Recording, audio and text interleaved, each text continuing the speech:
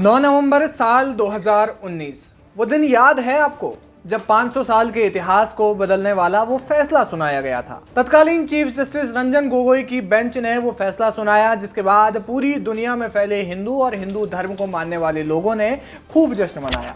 इस फैसले में एक अहम बात भी थी। अहम ये कि जिस भूमि के लिए विवाद चल रहा था उस भूमि को हिंदू पक्ष को सौंपा गया और मस्जिद के लिए अलग से जमीन दे दी गई। सुन्नी सेंट्रल वक्फ बोर्ड को जमीन दी गई। उस फैसले के बाद 5 साल हो गए हैं और 22 जनवरी को अयोध्या में भगवान राम की प्राण प्रतिष्ठा तक हो चुकी है।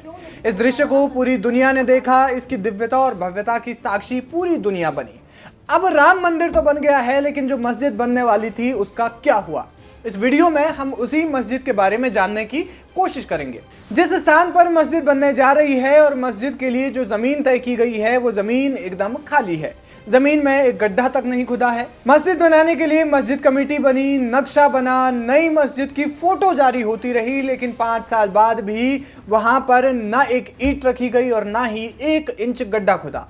बताया जा रहा है कि मस्जिद बनाने के लिए ट्रस्ट के पास फंड नहीं है। मस्जिद का नक्शा भी अब तक पास नहीं हुआ है। ये मस्जिद धन्नीपुर गांव में बन रही है। जिस जमीन पर गांव में मस्जिद बन रही है उस गांव में करीब 60% आबादी मुस्लिमों की है।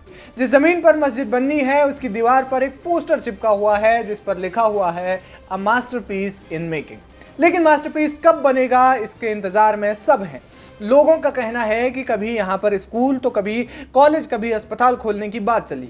बताया जा रहा है कि जो मस्जिद बनेगी उसमें 300 बेड का मल्टी स्पेशलिटी अस्पताल बनेगा, लॉ और मेडिकल कॉलेज भी बनेगा, लेकिन कब बनेगा अब तक किसी को कुछ नहीं पता।